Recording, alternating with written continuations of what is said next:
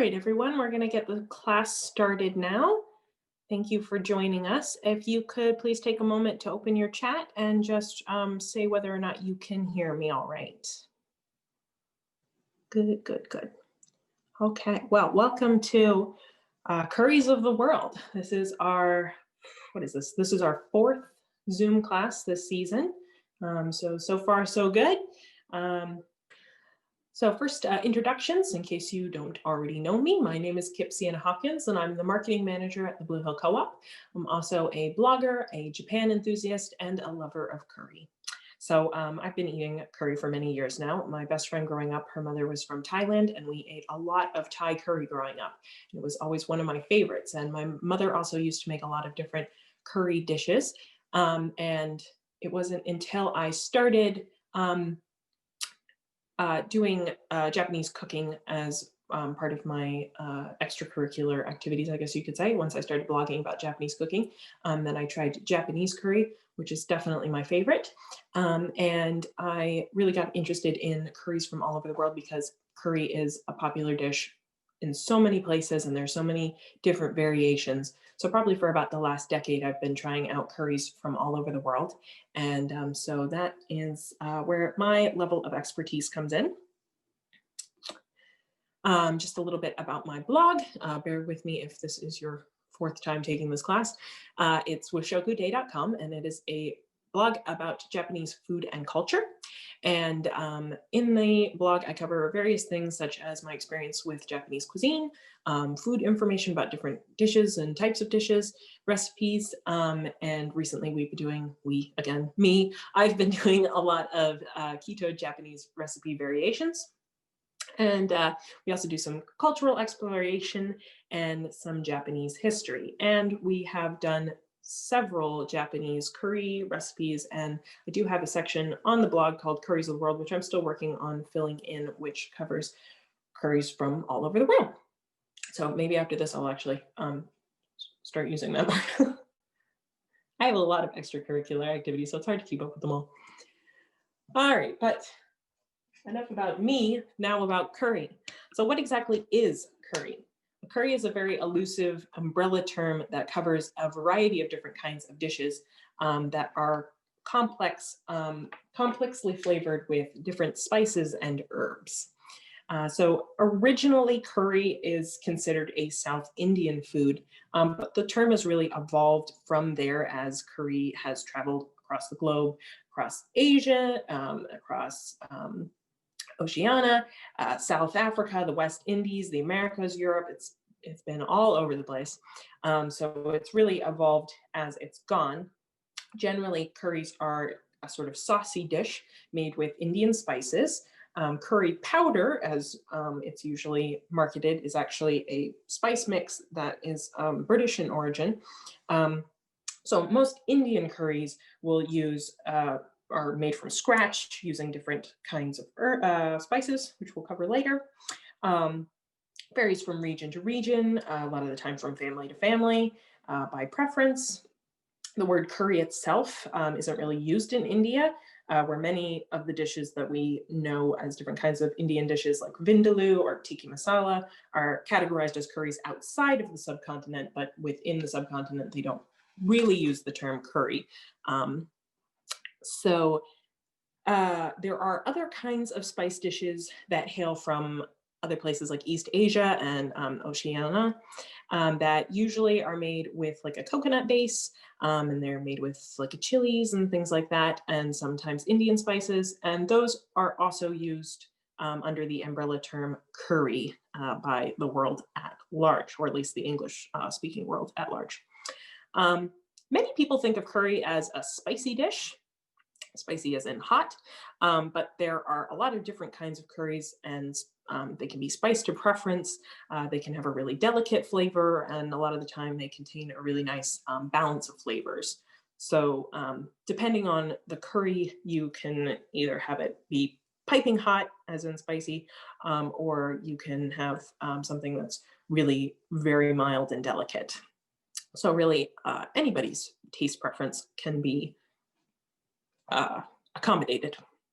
Although if you're taking this class, I'm guessing that you're not scared of spiced foods.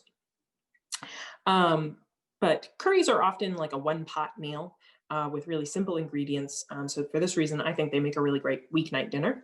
Um, you can keep your cupboard stocked with a variety of spices and some frequently used ingredients, and then you just have to buy a couple of fresh things, some meat if you're a meat eater, and then you can pretty much create a curry from scratch or use any curry recipe without having a whole lot of prep and stuff like that.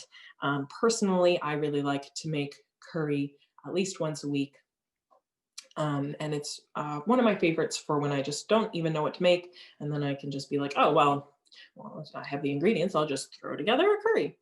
And because of its far flung spread of this popular type of dish, I like to say that you can really travel the world with curry dishes uh, because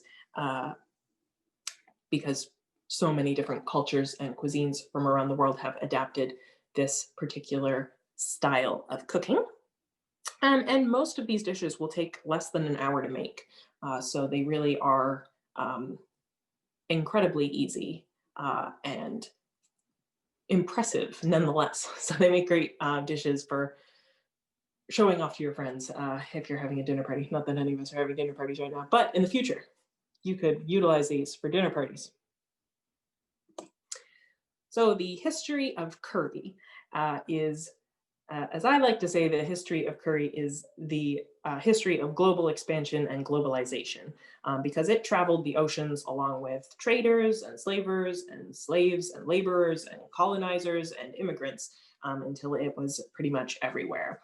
Though technically an Indian invention, every new culture that adopted this dish gave it its own regional take and variation, so much so that in India, the food called curry are actually what's served at like British resorts or hotels that cater towards Brits.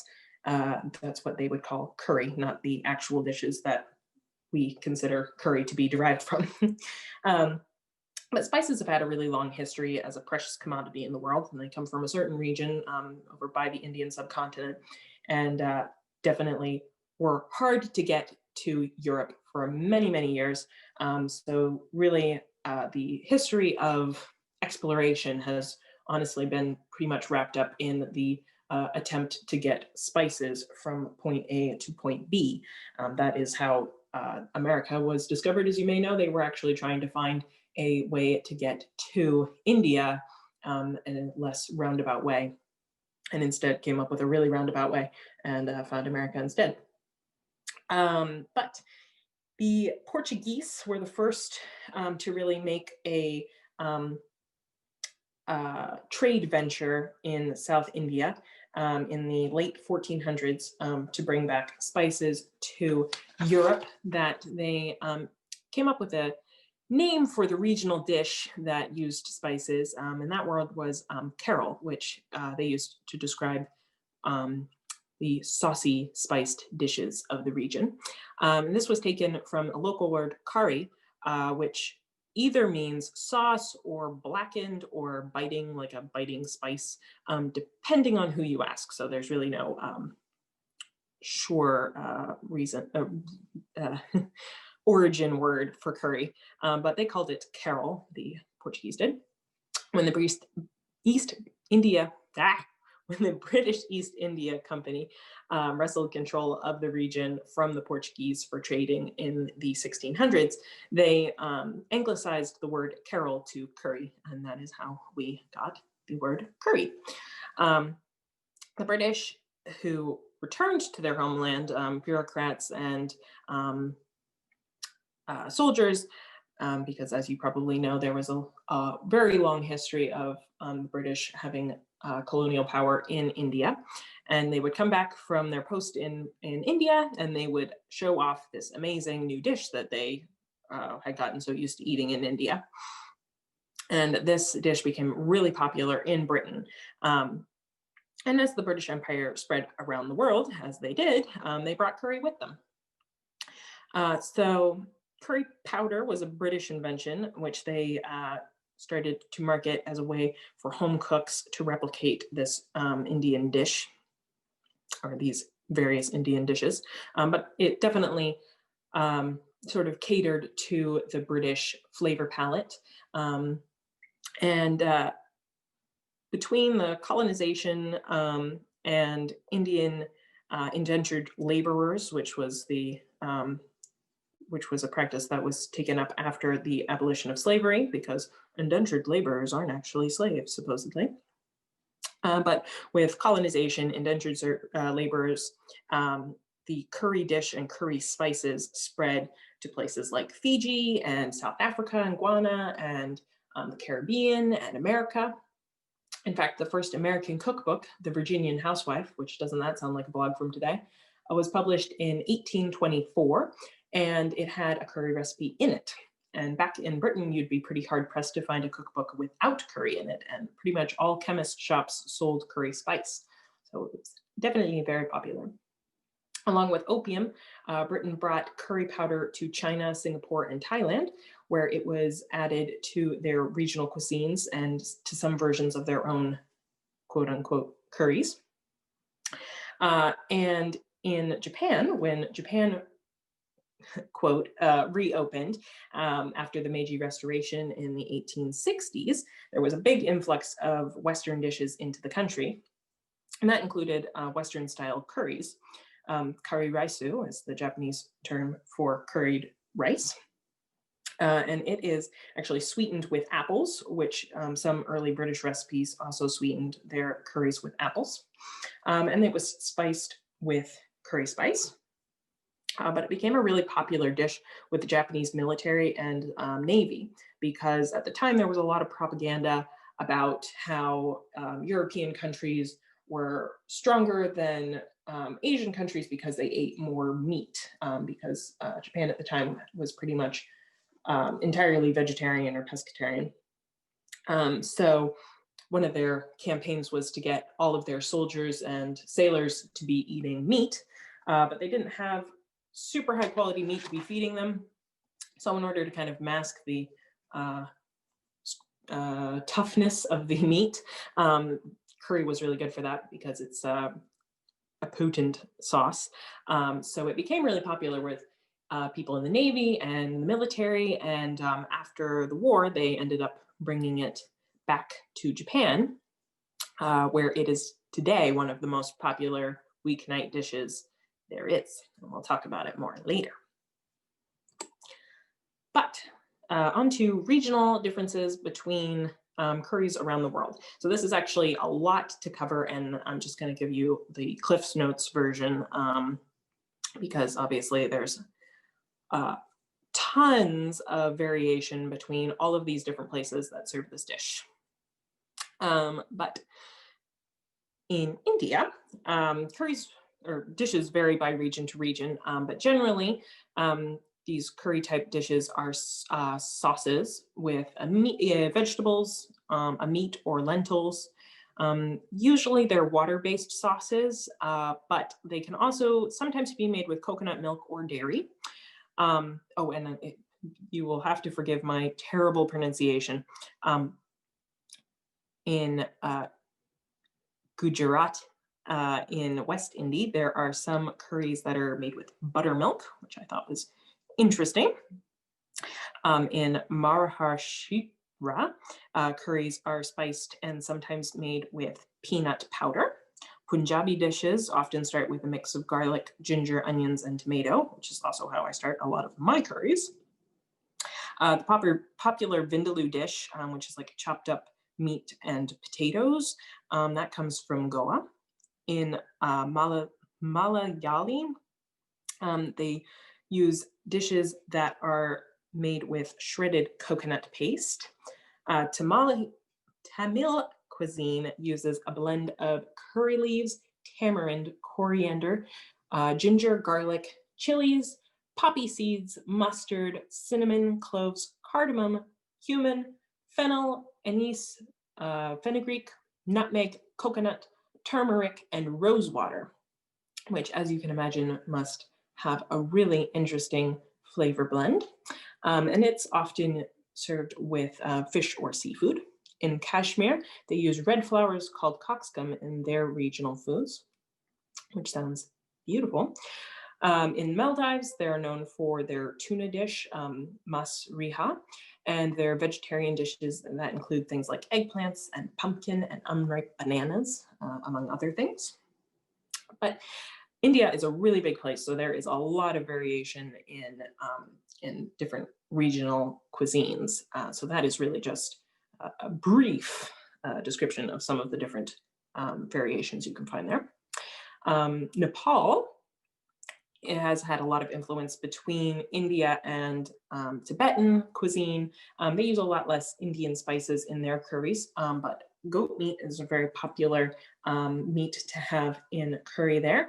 And there is a curry dish that's a rice and lentil soup that is a staple in Nepal. Pakistan has similar curries as northern India. They use a lot of mutton and beef there. Kebabs and barbecued meat that are spiced are popular. In Bangladesh, they use a lot of seafood and fresh fish, plus mustard oil and poppy seeds. Burmese curries are different compared to a lot of other East Asian curries because they don't use a lot of coconut milk as the base, but instead they use fresh onions, which are kind of chopped or grated up to make a fresh onion gravy that's used as the base. Which I've never been able to actually find a Burmese recipe that I've wanted to try. So I've never gotten to try this, but I think it sounds really interesting. Indonesia's most popular type of curry are chicken and goat, but they also use a lot of seafood or like fish or shellfish, squid, catfish. They use vegetables and fruit like jackfruit, green mangoes, and cassava leaves. Malayan curries were influenced from all over since they're sort of a crossroad for the world, but they're usually mostly turmeric-rich coconut milk-based curries. The Philippines have two major curries. They have like a coconut milk version that's usually chicken and curry powder, like the British curry powder. That's sort of popular in the South. In the North, they have kind of a Spanish-influenced curry because Spain was the colonial power in the Philippines for a really long time. Those are like really meaty, spicy curries. A lot of the time when I say spicy, I mean heavily spiced, not spicy hot. Thai curries, which are of course the ones that I grew up eating, are usually made with meat or fish or vegetable base. And they use a paste that's made with chilies and onions and shallots and garlic and shrimp paste. Sometimes additional ingredients like lemongrass or kaffir lime leaves. And then they use the chili peppers that they use are either red or green, and that'll depend on whether or not you end up with a red curry or a green curry. And if you want a yellow curry, you can put in turmeric to a red curry, and that is what makes a yellow curry a yellow curry. Vietnamese curries are have some interesting variations to them, but what I thought was most interesting is that they're usually eaten with baguettes or rice vermicelli or rice, but I thought it was interesting that baguettes was on that list. Chinese cuisine doesn't really have a huge curry influence, but there are some southern regional dishes that have curry powder used in them, but they actually add cinnamon and anise to those. And then, of course, Japanese curry uses apples to sweeten it, as I mentioned earlier. It's usually a thick stew that is almost always made with a pre-packaged roux brick. So that's roux, as in a roux to start a sauce. And it's like a dehydrated brick that's about the size of a chocolate bar that you would add into your broth or whatever, and then it rehydrates and it thickens into a stew. So that's how almost all curry is made in Japan. But you can make it from scratch, and the recipe that I have here is the one that I use to make Japanese curry from scratch. Other ingredients in it are usually like carrots, potatoes, peas, and then you would make it with like chicken or pork or beef. But there are also a ton of different Japanese curries out there in the world, or in Japan.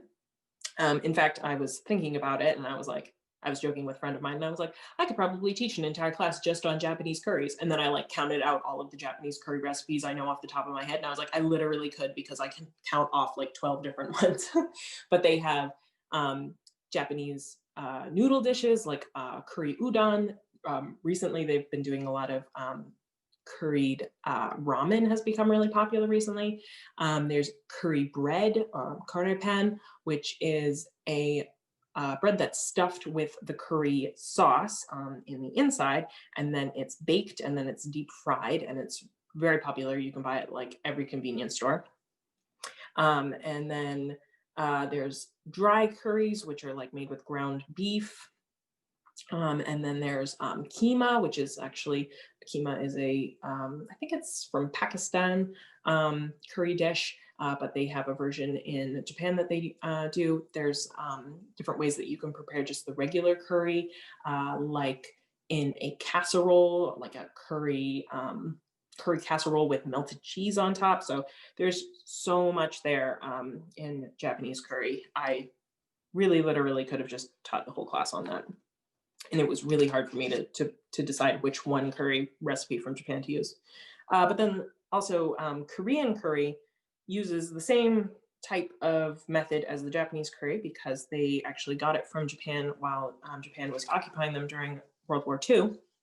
But in in Korea, they a lot of the time will eat it with kimchi. So if you want to have Korean style curry, you can make the Japanese curry and then serve it with kimchi. In the UK, curry is still hugely popular. It's sometimes called the adopted national dish. In general, British curries are sort of adapted dishes that have evolved to the British palate. But in recent years, there's been a lot more interest in authentic Indian cuisine in the country. So like more authentic Indian curries are becoming really popular.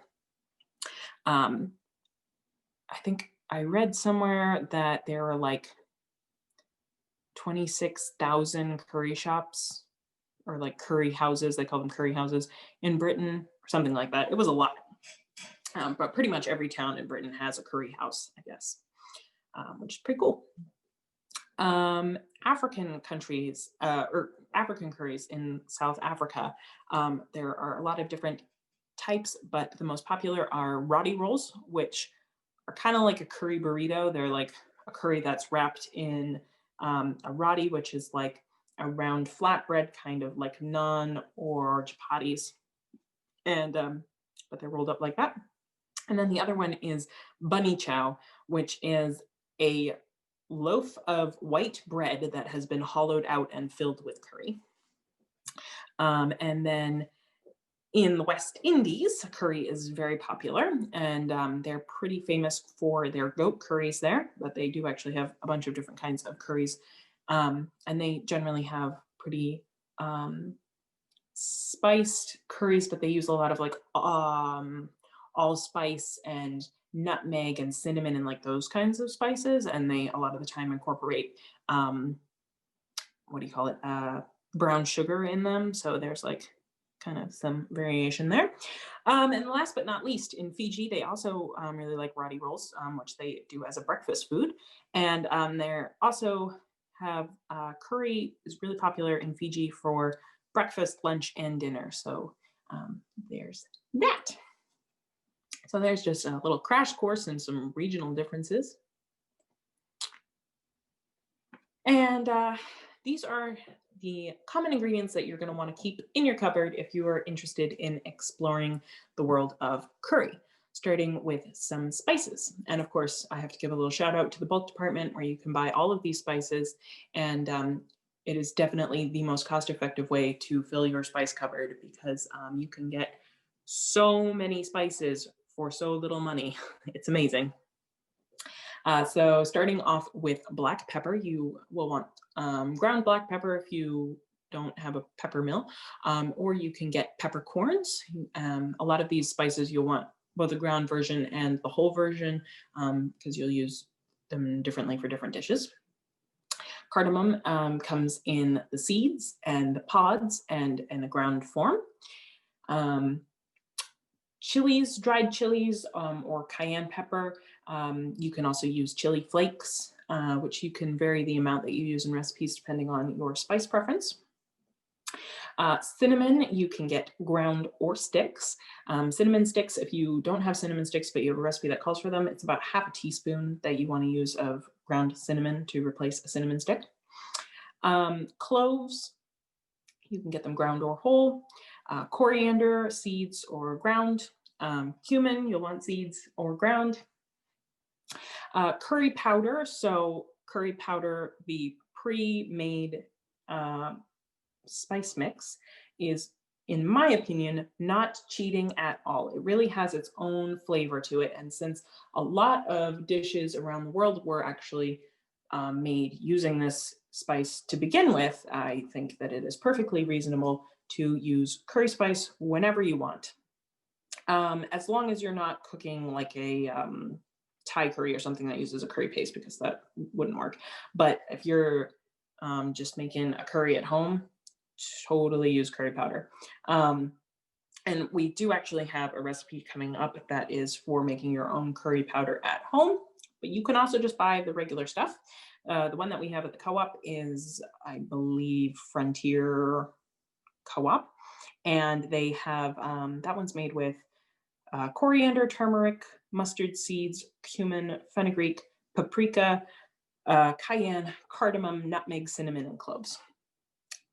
So definitely, I say always have curry powder in stock. Then you're going to want some fennel seeds, fenugreek seeds, which smell amazing. If you obviously are familiar with the smell of curry, a lot of that scent comes from the fenugreek. You open a bag of fenugreek and you smell it and you go, oh, that's that smell.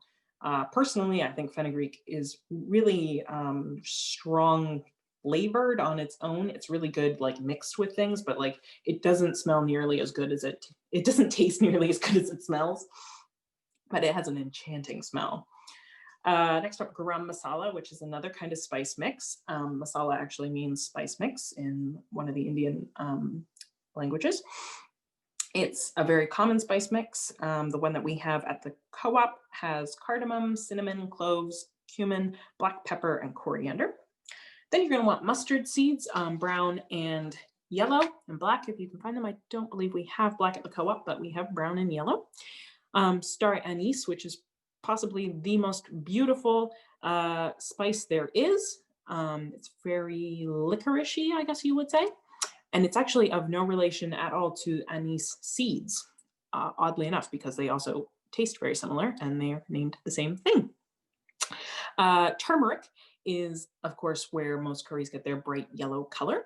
It's got a very earthy flavor. And when you're using it, you want to pair it with an acid like citrus or a tamarind or something like that, because that'll take away some of the, for lack of a better word, dirt flavor.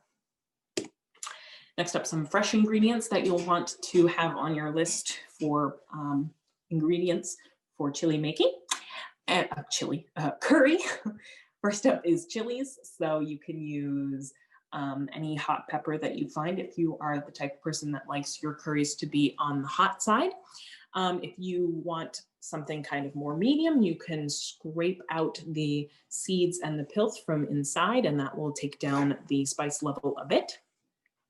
Cilantro. Some people don't like cilantro because they say it tastes soapy. That's actually a genetic thing. So I'm afraid that if it tastes soapy to you, you will never not think that it tastes soapy. But for the rest of us, we get to enjoy cilantro.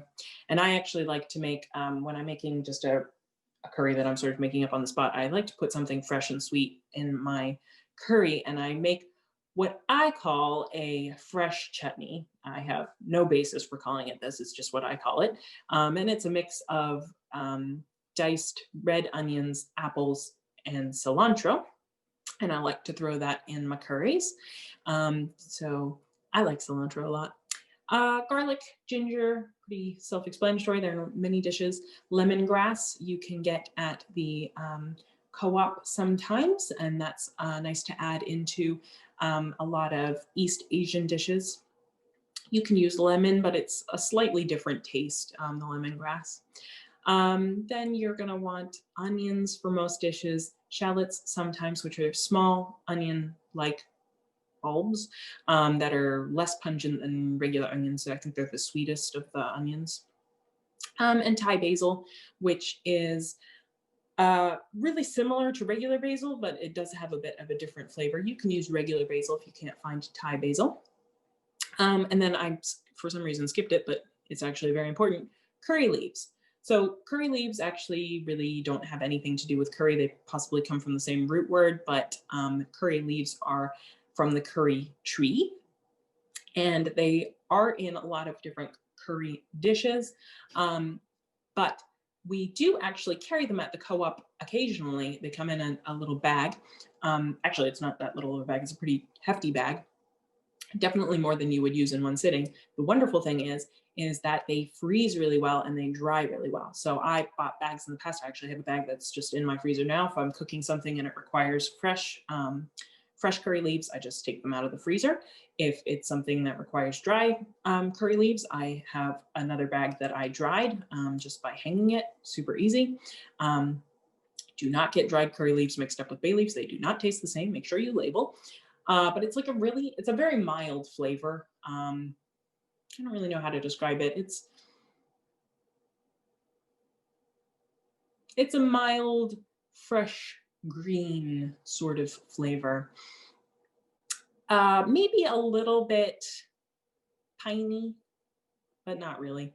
But anyway, if you see it at the co-op, I definitely recommend grabbing a bag, taking half of it and freezing it, and taking the other half and drying it, because definitely you can leave it out of recipes, but if you have it, it's really good. And finally, these are just a couple of other ingredients that you might want to keep in your cupboard. Coconut milk, of course, wonderful for making East Asian style curries. Sweet chili sauce, so you can use like sriracha for this. Personally, I like the sweet chili sauce that I unfortunately do not remember the brand name of, but it comes in a big bottle and it's got a chicken on the front of it that's like covered in sauce. So we've been eating it since I was a little kid and I've always called it chicken sauce. I honestly don't know what it's called, but it's really good. So you want some chili sauce, some tamarind paste. Tamarind paste is made from tamarind fruit, which it's a very strong, sour, acidic paste that you will use in a lot of Indian dishes or Sri Lankan dishes. And it is about the consistency and color of molasses. Definitely not the same flavor, but it looks remarkably like molasses. Next up, Thai curry paste. So you can get red and green. I like the Taste of Thai version that we have at the co-op. Don't like quote me on this. If you're vegan, definitely double check, but I'm pretty sure that the Taste of Thai ones are vegan. And then fish sauce, which is a Thai ingredient. It's either the most wonderful thing on the planet, according to me, or the most awful thing ever, according to my sister. But it is a very strong fishy sauce that's made with fermented fish. And it's got this great umami flavor. It's full of natural MSG, which is perfectly fine for you. And so it's really addictive if you like it. Since my sister does not like fish sauce, a lot of the time if I'm making a Thai dish, I will leave the fish sauce out and then I will add it to my own portion. And then you're definitely going to want some canned tomatoes and some tomato paste because a lot of curries employ tomatoes. Limes and lemons are also good. A lot of the time you will add those as a final finish. And then finally, rice. You will probably want to have some rice in the house as long as you are a person who eats rice. Because a lot of curries are sort of designed to be eaten with rice.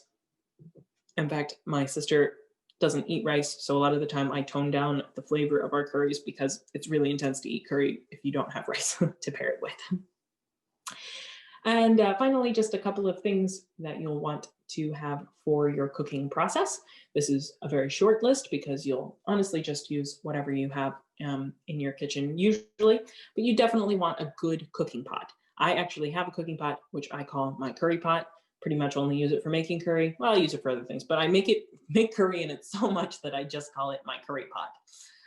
It's like a Dutch oven style pot.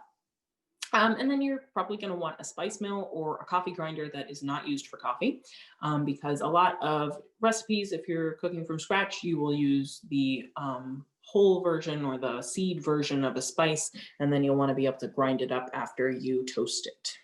So definitely recommend having a spice mill or a coffee grinder.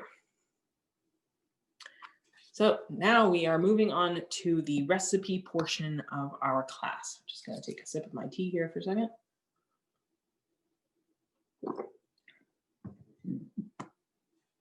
Not joke.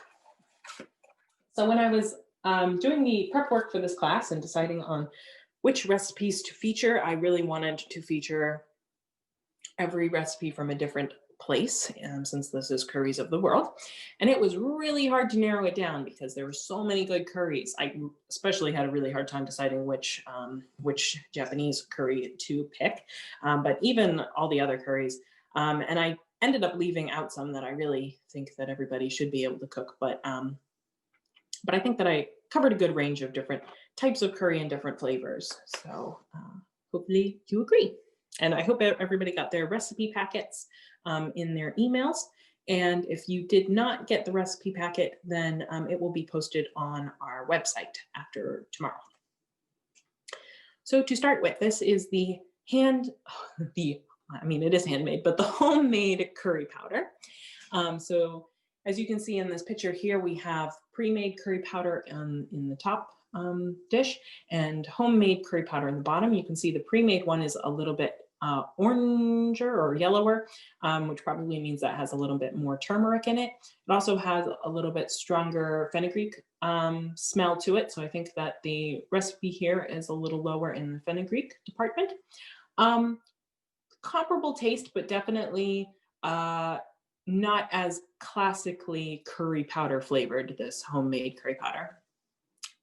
As I said before, certainly will not judge you for buying the pre-made curry powder instead, but you can certainly use this one as well, and it's kind of fun to make your own mix.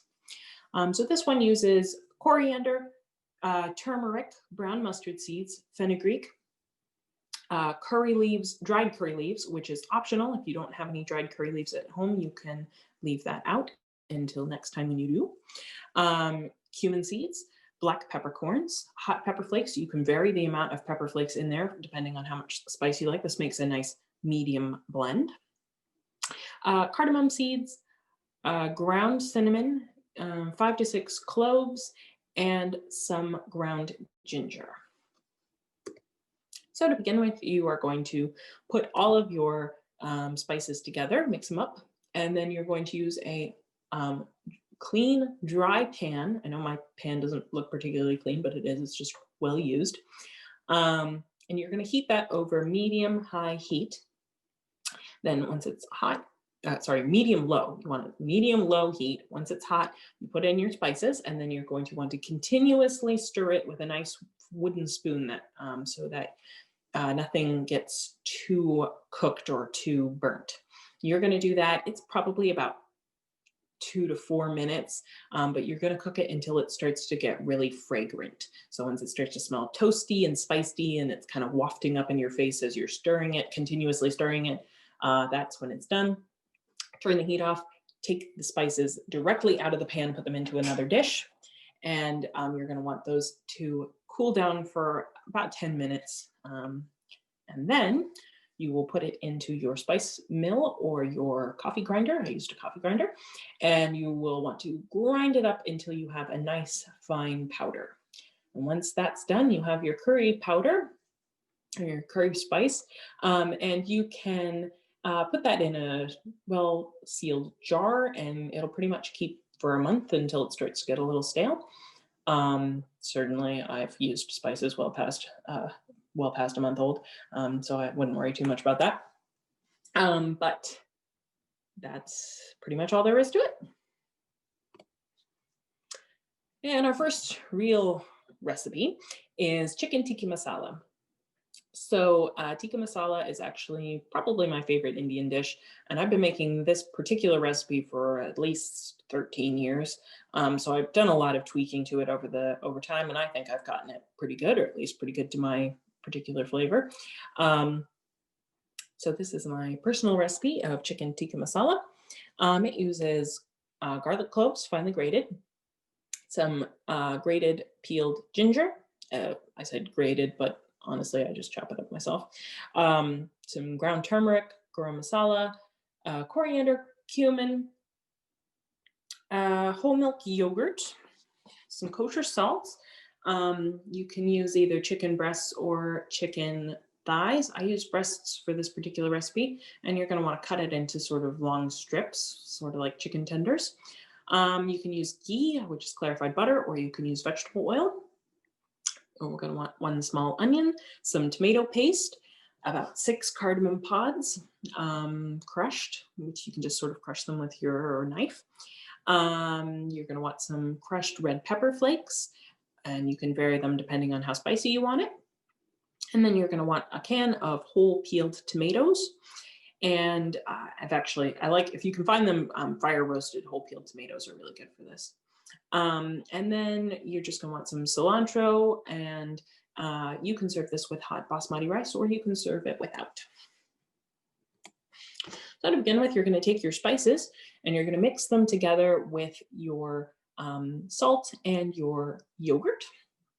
And then you're going to put your strips of chicken in there, make sure it's well evenly coated, and you're going to cover it and put it into the refrigerator for 6 hours. So you're going to want to try to remember that this recipe requires you to get started 6 hours early. I have certainly forgotten that in the past and marinated it for like 1 hour, and it's still good, but definitely give it the full 6 if you can. And then after the 6 hours are up, you're going to want to line a baking pan with some, what do you call that? Tin foil and a metal rack. And then you can sort of shake the chicken so that some of the excess marinade comes off, but you want to save all your marinade for later. And then you can lay out your chicken strips as so and set that aside while you prepare this next portion. So you're going to want to put your vegetable oil or ghee into, this is my curry pot, into your curry pot. And you're going to want to saute your onions up a little bit with your cardamom pods and your chili flakes, and add in your tomato paste. And then you're going to cook this for, I think it was about 5 minutes. It's in the recipe. And you're going to want to do this over medium heat, and you're going to want to scrape the bottom as it gets brown, the tomato paste on the bottom of the pot. According to my brother-in-law, who is a professional chef, this is not a bad thing for your tomato paste to get brown or even a bit black. That's where you get your flavor, because I'm sure you probably know tomato paste itself doesn't have a very appealing flavor. So apparently that's what you're supposed to do. Finally, then you're going to put in your can of other tomatoes, your whole tomatoes, and you can squish the tomatoes up with your spoon, or if you're a barbarian like me, you can use your hands, your washed hands. And then you're going to incorporate in your marinade yogurt mixture and your cilantro leaves and mix that up in there. And you're going to let that simmer. And while you're letting that simmer, you are going to put your chicken into the broiler on high for 10 minutes. This is not going to cook your chicken all the way through, so don't immediately try eating it after that, but it is going to blacken the tops of it nicely. And once the 10 minutes are up and your sauce has been simmering for 10 minutes over or to the side, put your chicken into the sauce, mix it up, and then you're going to let that simmer for a further 10 minutes or so until your chicken is cooked through. And then you're going to want to serve it with some hot rice or not, your preference, but it is a really lovely dish. It's got this lovely creamy tomatoey quality, not super like complexly spiced. It's quite nice.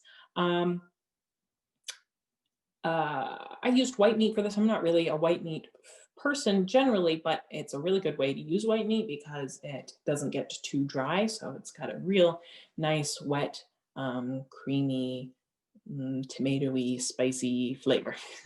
It's great.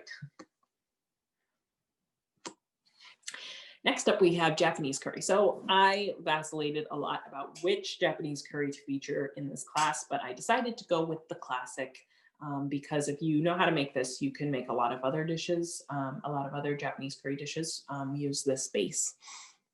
And actually, this was the first time that I ever made Japanese curry with beef. I usually make it with chicken, but it was really good with beef. So you can either make this recipe with beef or with chicken or pork, or you can also leave out the meat altogether and make it vegetarian. So this recipe uses about 3 sweet apples.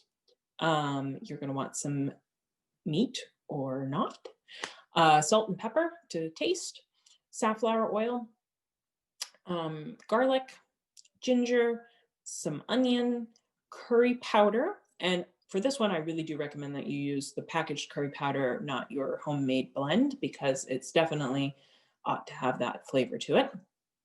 Then you're going to want some cocoa powder, which really enhances the flavor. It like the first time that I made Japanese curry not from a roux, I was like, yeah, it smells like Japanese curry. And then I added the cocoa powder and I was like, oh, now it smells like Japanese curry. So it's definitely an integral part. You're gonna want some tomato paste, some Worcestershire sauce. Fun fact, did you know that Worcestershire sauce was actually a British invention when they were trying to figure out how to make curry? They failed miserably, but they made a wonderful sauce. You're gonna want a bay leaf. You're gonna want some chicken stock or vegetable stock or beef stock. And you're going to want 3 carrots, a 4 tablespoons of potato starch, or you can use cornstarch, 1 Japanese yam, and you're going to want some frozen green peas. And this dish, this is karirasu, and it is intended to be served with short grain Japanese rice. But you can also eat it without rice if you would like. So to get started, you're going to make an applesauce. This is pretty standard applesauce. You're just going to want to cut out the cores of your apples, chop them up, put them in a pan with a tiny amount of water, and cook them down until they are smooshable. And if you're using nice sweet apples, I think I used Fuji apples for this, appropriately enough, then you should not have to add any extra sweetener. Then you're going to take your curry pot and put in a little bit of oil and throw in your meat and brown it. And then once it's brown all over, you're going to want to take it out of the pot and set it to the side. In the leftover grease in the pan, you can put in your garlic and ginger and give it a little saute for a couple of minutes while stirring so it doesn't get burned. Then you can add in your onions and give them a nice stir. And you're going to want to cook that until your onions start to get a bit translucent. You can salt and pepper at this stage as well. Then you're going to add your meat back in. You're going to put in your bay leaf. You're going to put in your tomato paste and your curry powder and your cocoa powder. And then you're going to stir that all up nice and easy. Throw in your Japanese yam, your carrots, and then your stock, and finally your applesauce. And then you can give that all a nice stir together and bring it to a rolling boil, turn it to a simmer, and then you can use a little sieve to sift in your potato starch or cornstarch and give that a stir in there, and that will thicken your broth nicely. And then finally, you're going to cook that until your your yams and your carrots are tender. And then you're going to add in your bag of frozen peas, stir that in there, remove it from the heat, and let it sit until the peas have thawed and cooked, and those will bring down the temperature of your surely boiling hot curry nicely. You can also use potatoes instead of Japanese yams. Potatoes are actually the traditional thing. I use Japanese yams because it's delicious and because my sister doesn't eat potatoes. And you're going to want to serve this with rice. The traditional way to serve it is rice to one side in the bowl and the stew to the other side. And then you just sort of scoop both up with your spoon together. This is a really delicious, sweet curry. I make it about once a week. It's really good. You can, like I said, you can make it with chicken, beef, pork. You can also make it with if you've ever had katsu, which is like fried pork cutlet, that's really good with curry as well. So you can make a vegetarian, or you can make a meat one as well, curry, and then you serve it with the pork cutlet. And it's a really nice mix with the crispy outside of the pork and the lovely, delicious curry, making myself hungry. Next up, we have curry bread. Now, this is actually more or less the recipe that my mother made since time immemorial. I think she got the original recipe from the Silver Palette cookbook, but this is the variation that sort of developed over time. And as it used to be a honey curry bread, but as more and more of our family members stopped eating sugar, it's been developed to an applesauce curry bread. So you're going to need some warm water, some butter, curry powder. Again, I'm going to recommend that you use curry powder, prepackaged curry powder for this one. Applesauce, buttermilk, salt. Apparently, I didn't put yeast on this list, but yeast is actually important. You're going to want some white flour and some whole flour. I actually made this recipe with spelt flour, which changed the amount of moisture. So I ended up adding more flour in as I was going. So I'm not really sure how much you want to adjust the moisture levels, but make sure you have a little extra flour so that you can kind of make that judgment call. As far as the yeast goes, it's a tablespoon and a half of yeast. You're going to want some slivered almonds for the top, or some regular almonds that you can chop up. I actually like to have choppy, chunky almonds on top. And you're going to need an egg for some egg wash. So I made some applesauce to start with, and I peeled the apples this time. I usually leave the skins on when I'm making Japanese curry, for unknown reasons, probably just because I'm lazy. But for the bread, I took the skins off. So you're going to make your curry.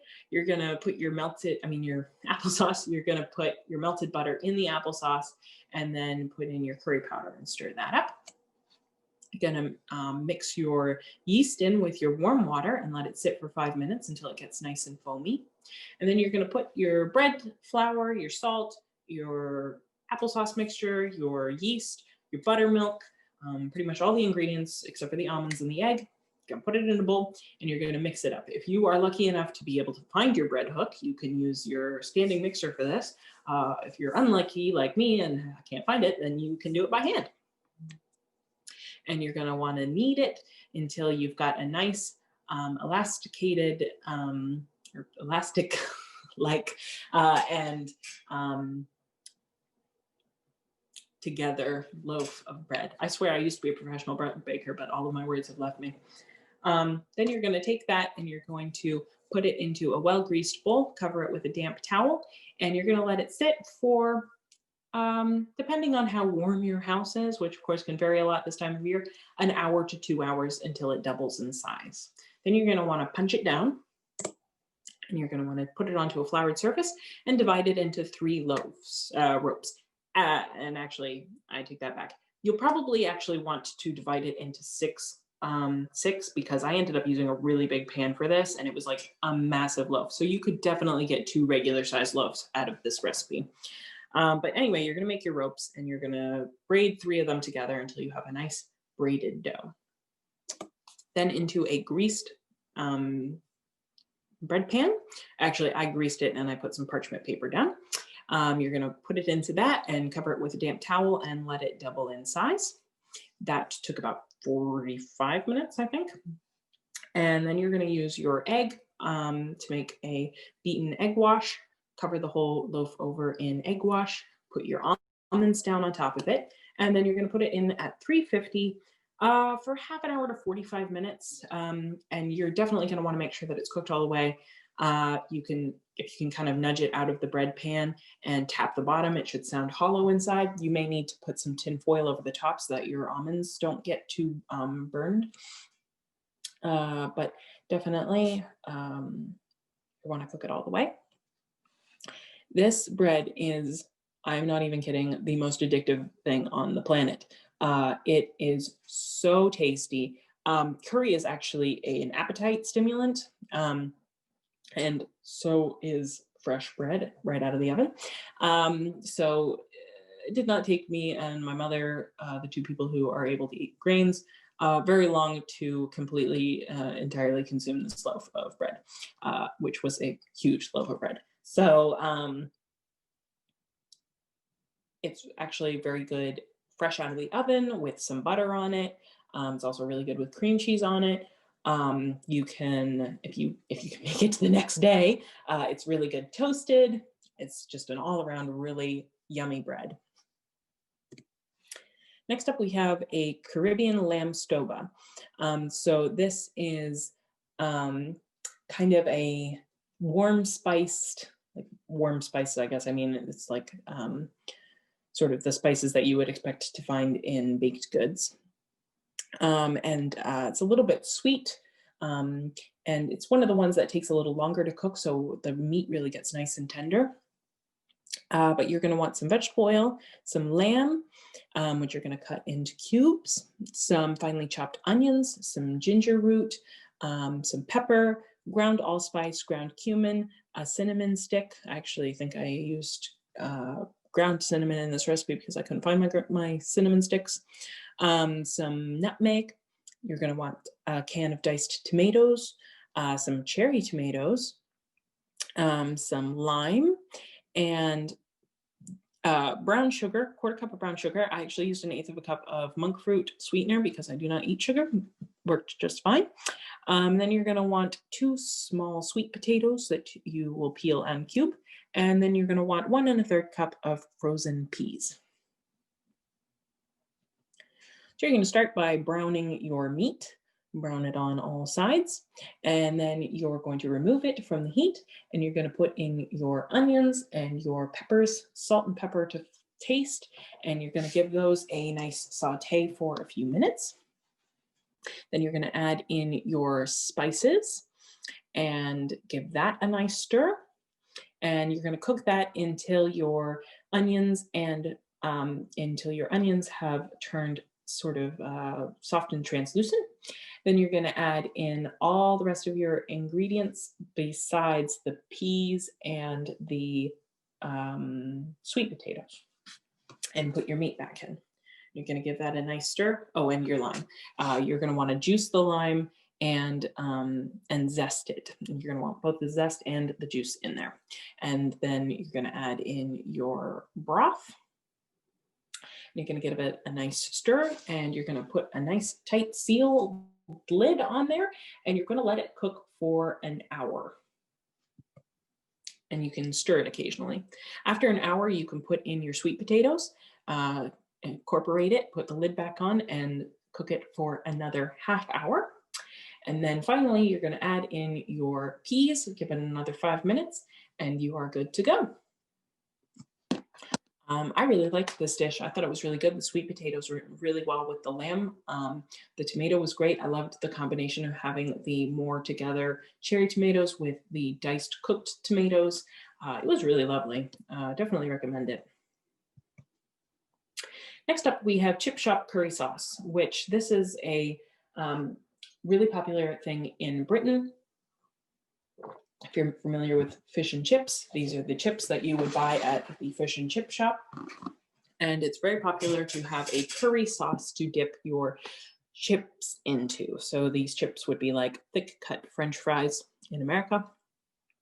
So you're going to want some of those. You can cook them yourself, or you can buy some frozen ones and reheat them. For the sauce itself, you're going to want some potato starch, some curry powder, some Chinese 5-spice powder, some ground ginger, some garlic powder, some butter, or you can use Earth Balance if you would like it to be vegan, some tamari, some chili sauce, like a sriracha, and some vegetable stock. So this was me making my fries. I just cut them up into nice thick pieces, coated them in some olive oil and some salt and pepper, and put them into the oven at 400 degrees for, I think it was about 35 minutes. And while that's happening, I mixed together all of my dry ingredients, only I just used half of the potato starch for this portion. Then I melted my butter and added in my dry mix. and kept stirring so that it did not burn for a couple minutes. And then I added in some of the stock, a few spoonfuls at a time, then added in the sriracha. Whoops. Then added in the sriracha, and then took the remainder of my potato starch, put it into the stock, incorporated it well, and then poured it into my roux here and cooked it until it was nice and thick. And then I served it with my fries. This was really nice. The 5-spice was really well paired with the curry powder. It had a really nice flavor. It was nice and salty. Went great with the chips. Totally didn't miss having ketchup or anything. It was really yummy. So this is a really nice sort of afternoon snack. Next up, we have Balinese vegetable stir fry. This one's got zucchini, carrots, green beans, vegetable oil, scallions, cloves of garlic, ground coriander, some curry powder, some red bell pepper, yellow bell pepper, cooked long grain rice like a basmati or jasmine, some soy sauce, and then you're going to want some eggs and cilantro and salt and pepper to taste.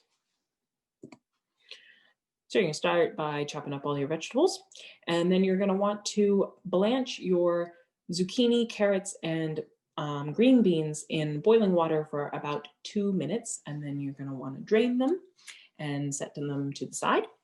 In a good pan like a wok, you will take your garlic and your scallions and some oil and saute those. Add in your spice mix and give that a nice stir for a couple of minutes there. Then add in your peppers and some salt and pepper. And once your peppers have gotten a little bit soft and you're probably about 5 minutes of cooking the peppers to get to that point, then you're going to add in your rice and your vegetables and give that all a nice stir so it's evenly incorporated. And you're going to want to take that off of the heat and set to the side. Then you're going to beat your egg, and you're going to put in your chopped cilantro. Heat a medium-sized skillet that has been lightly greased, and you're going to pour in your egg, and you're going to cook that for a couple of minutes until the bottom is set, and then you're going to give it a hopefully less messy flip and cook it until all the egg is cooked. Put it out onto a cutting board, slice it into strips, and then you will serve your stir fry with strips of egg on top. This was really good. It was very mildly spiced, so it wasn't really intense. The vegetables being blanched beforehand, they were perfectly cooked just right to be mixed in with the rice. It was very lovely. Next up, we have Thai jungle curry. This is a really flavorful dish. It's got a lot of tamarind in it, so it's got a real sour kick to it. It's quite nice. So this uses vegetable oil, red curry paste, ground turmeric, ground allspice, some beef steak that you will thinly slice or cut it into chunks as I did. Then you're going to want some coconut milk, some beef stock, some fish sauce, some brown sugar or monk fruit if you're going that direction, 1/4 cup of tamarind paste, salt and pepper, 1/2 of a red bell pepper, and 2 scallions. So first you're going to put your meat into a pot with some oil, and you're going to put in your curry paste and your turmeric, and you're going to give that a nice stir in there. Then you're going to let that brown for about 5 minutes, and then you're going to add in your coconut milk and your stock. You're going to add your fish sauce and your tamarind paste, which, as you can see, is the same color and consistency as molasses.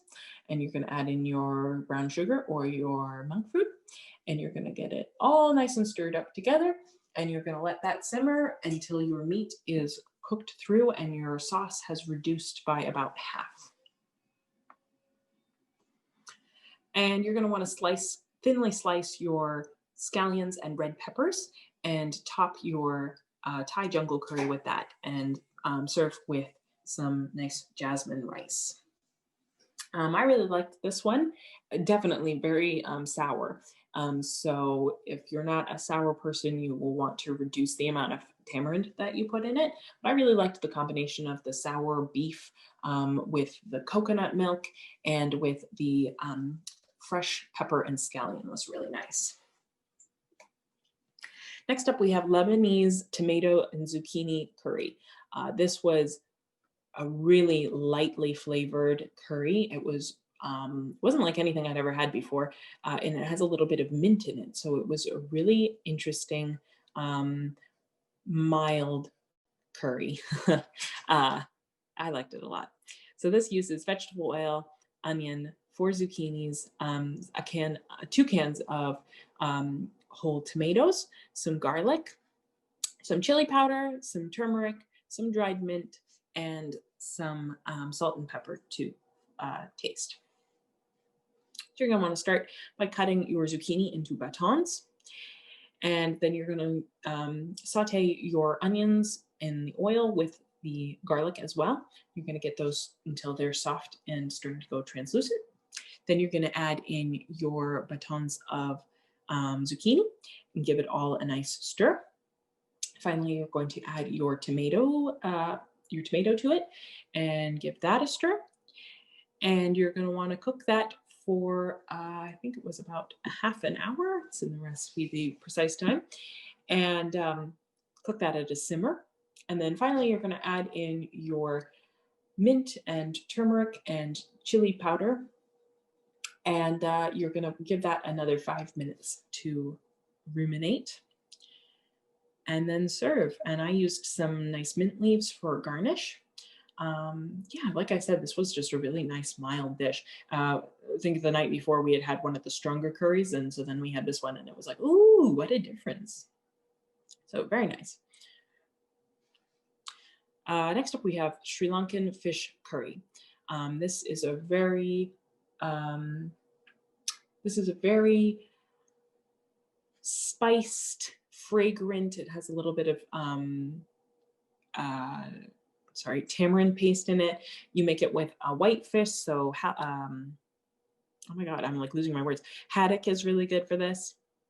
So you're going to actually use some whole spices for this. You can use some coriander seeds, cardamom seeds, black peppercorns, fennel seeds, fenugreek seeds. You're going to want a lime, some turmeric, some cayenne pepper, white fish fillets, some roughly chopped green chilies. You're going to want some ginger, some garlic, some oil for cooking, yellow onions. You're going to want some brown mustard seeds, some curry leaves, fresh curry leaves, which is optional if you have some chopped tomatoes, and some coconut milk, some vegetable or chicken stock, and some tamarind paste. And finally, you will want to serve this with some basmati. So you're going to start by taking your whole seeds of spices, and you're going to use a dry, clean pan, and you're going to toast them while stirring constantly until they get fragrant. Then you're going to put it into your spice mill and give them a nice grind until you've got a fine powder. You're going to take your white fish, your lime juice, your turmeric, and your cayenne pepper, and mix it all together and set aside. You're going to want to set that aside in the refrigerator while you do the rest of the cooking. So you're going to want to take your ginger and your garlic and some oil and give that a nice saute with your onions until your onions are starting to get soft and translucent. Then you're going to add in your spice mix and your chopped tomatoes, you're going to add in your spice mix and you're going to cook that until your onions are getting soft and translucent. And then you're going to add in your tomatoes and give that another couple of minutes cooking. And then you're going to add in your stock and your coconut milk, and you're going to get that to a simmer. Finally, you're going to add in your tamarind paste. And then once you have that at a rolling simmer, you can add your fish in. I like to keep it in the full fillets because it will sort of naturally break apart as you serve it. So you get these nice big chunks. You're going to cook that at a simmer until your fish has fully cooked. And then you're going to want to serve it on rice, or you can just serve it as is, as in lovely soup. Like I said, this is a really nice mixture of spice. It has a sour kick to it because it has the tamarind in it, but it's not as tamarindy as the, I'm coining that phrase, tamarindy, as the Thai jungle curry. But it's definitely really nice. And I like the combination of the spices with the white fish, which is pretty mild. Next, we have Filipino chicken skewers. These are really easy. All in all, it's going to take you about 10 minutes to put the whole dish together. But you will have to marinate the meat for 6 hours, so bear that in mind. You're going to use some skinless, boneless chicken, and you're going to use some coconut milk, some tomato paste, some crushed garlic, and some curry powder. You can definitely use your homemade curry powder for this one, and then you're going to want some lime wedges to serve. So to begin with, you're going to mix together all of your spices, your tomato paste, your garlic, and your coconut milk. Get that all nicely mixed up, and then you're going to add in your your chicken that's cut into bite-sized pieces, and cover and marinate for 6 hours. Once that's done, you're going to take some nice skewers, and you're going to divide up your meat into onto 6 skewers. And you're going to do the same setup you did with the Tikka masala, where you line a baking sheet with some tin foil and use a metal rack over it. And then arrange your shish kebabs on top. And you're going to use your broiler, and you're going to broil them on high on the second rack of your oven so that they don't get too burnedy. And you're going to do that for 6 minutes. Take them out, turn them over, and do them for another 6 minutes until your chicken is fully cooked. And you're going to serve them with lime wedges. These were really tasty, a great snack for the afternoon. The lime went great with the curry. The chicken was nice and tender. It was definitely very delicious. And like I said, so easy. So I think that this is our last dish, and this is actually one of my recipes. It's a fusion mango and karaage curry. So it's sort of a Thai and Japanese fusion dish with my own sort of flair in there. And I actually made this because a couple of years ago, I was at a Thai restaurant and they had a mango curry that had crunchy fried chicken in it, and it was really yummy, and I wanted to be able to make it at home. And my favorite kind of fried chicken is Japanese fried chicken, karaage. And so that was how this recipe was born. But for this, you're going to want, for the mango curry portion, you're going to want 2 ripe mangoes, peeled and sliced, a shallot, a piece of ginger minced, some garlic minced. You're going to want the red curry paste, some turmeric powder because it's a yellow curry. You're going to want some red peppers, some soy sauce, some light coconut milk, and salt to taste. And then you're going to want some dry roasted cashews to garnish. You can also totally add broccoli to this, is really good. And then you're going to want, for your karaage, a pound of skinless, boneless chicken thighs cut into bite-sized pieces, some soy sauce, some potato starch, and some coconut oil for frying. So to begin with, you're going to slice up your mango, and then you're going to take your shallot and your garlic and ginger and saute it in the pan with a little bit of the coconut oil. And you're going to want to do this until your shallots are starting to get translucent. Then you can add in your mango and your coconut milk and your red curry powder and your red curry paste and your turmeric powder. And you're going to want to bring that to a simmer. Give it about 5 minutes of simmering. Then you're going to add in your red peppers and your peas. And you're going to let those simmer for another 5 to 10 minutes. And then you're going to remove that from the heat and set aside. Mix together your chicken, your bite-sized pieces of chicken, and the soy sauce. And you're going to want to add in your salt here as well. Make sure that's incorporated real nice. And then you're going to want to set up a bowl with your potato starch to the side. And then you're going to coat all of your chicken in the potato starch. And you can fry them in batches in coconut oil, For the coconut oil is about 350 degrees, and you want to fry them until they are golden brown and cooked through. Then you're going to want to drain them onto like a paper bag and then onto a drying rack.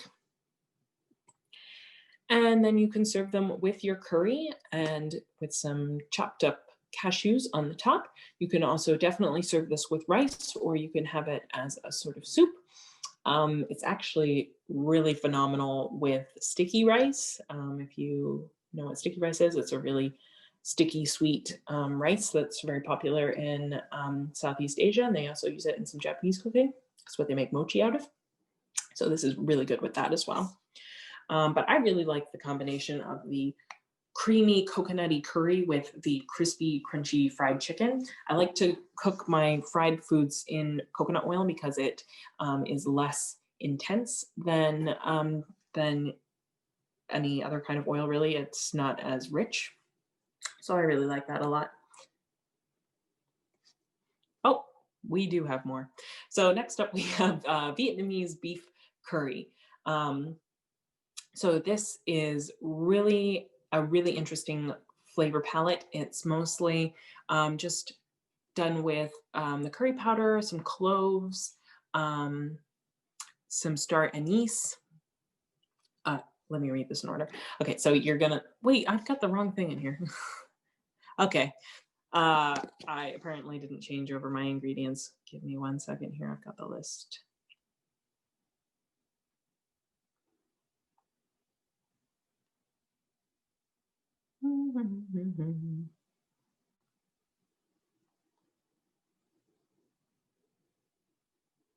Wow. Okay.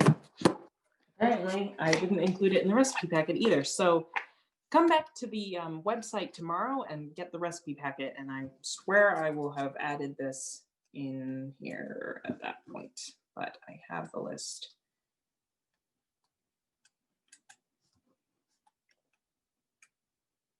Okay. Vietnamese beef curry has some vegetable oil. You're going to want 1.5 pounds of tenderloin steak cut into strips, 1 onion. You're going to want some garlic cloves, some bell peppers, 2 star anise, 1 teaspoon of cardamom, or actually 1/2 teaspoon of ground cardamom. You're going to want 1/2 teaspoon of cinnamon, and you're going to want 3 cups of trimmed trimmed green beans, 1 carrot cut into batons, and you're going to want 2 tablespoons of fish sauce, 2 tablespoons of ground, skip that. And then you're going to want some cilantro leaves and some mint leaves to garnish. And you can definitely serve this with some lovely white rice. Sorry about that mix up there. Oh, wow, okay. So now I'm just going to tell you how to cook this because apparently I didn't put the slides in. It was a long day. Okay, so you're gonna heat your oil in a nonstick skillet and stir fry the beef in batches for about 1 to 2 minutes and then remove them with a slotted spoon and set aside. You're gonna heat the oil in a skillet and stir fry the onions for 45 minutes until softened, and then you're gonna add in your garlic and your bell peppers and then your star anise, your cinnamon, your cardamom, your beans, and your carrots. And you're going to stir fry that all together for 6 to 8 minutes. Then you're going to put the beef back into the pan and you're going to add in your fish sauce. And you're going to stir fry that for 3 to 4 minutes or until your meat is cooked through. And then you're going to remove it from the heat and sprinkle it with your chopped herbs and serve it with rice. So I wish that I had remembered to put this in here properly because it's a really easy dish to make. It's quick. I really like the combination of the cinnamon and the cardamom and the star anise, which actually star anise and cardamom are not my favorite spices, but I really like the combination of them all together, especially with the fish sauce. So that was definitely a really tasty dish. Now, that is the end of our cooking portion, and I'm just going to give you some book recommendations here. A lot of these recipes were variations from this recipe book, 200 Healthy Curries, which is a hymnal all-color publication.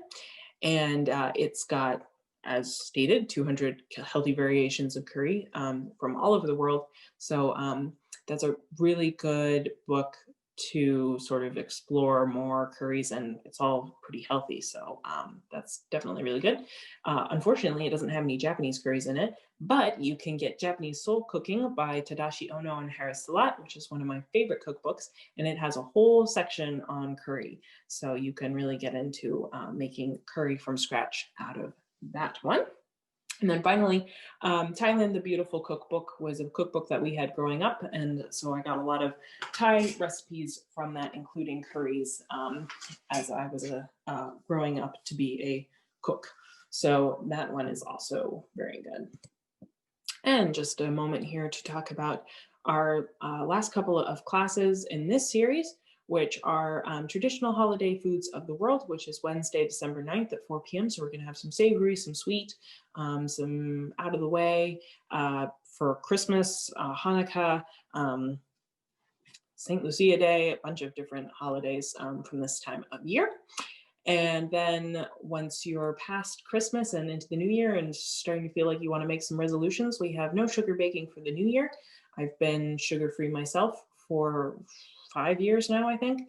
And so I have a lot of experience cooking without sugar or using sugar substitutes, natural sugar substitutes. So I'm really excited about sharing some of that knowledge. Now, those are the last ones we have scheduled for this series. It's definitely a lot of work prepping all of this classes and things like that. So I don't think I can continue to do them at this rate, but I would like to do some more classes in future, definitely focusing on more Japanese cooking because that's my area of expertise. So maybe every month, every other month, every 6 weeks, something like that. Some possible classes that I'm thinking about doing would be bento boxes, which are Japanese lunch boxes, maybe sushi, maybe one on Japanese curry specifically, or ramen. So definitely, if you enjoy these classes, that might be something to look forward to in the future. And then I just wanted to mention that we are doing a lot of different tutorials right now on Facebook Live, and you can watch them on Facebook after the fact too if you don't catch them at the time. But we also have an IGTV, which is an Instagram TV account. You can find it right on our regular Instagram page in the center section. We have 2 videos up right now. One is about mushrooms, one is about how to make the perfect Thanksgiving shopping list. But we will be adding our what do you call it? Our Facebook Live classes after the fact. We'll be adding them to the Instagram TV station as well. So you can definitely find some interesting things coming up there. Oh, good. Someone said they would love more Japanese cooking classes. Yay! So we'll definitely try to get that onto the schedule. So thank you so much for joining us today. And I hope that this was an informative class and that you're interested in exploring some more curries.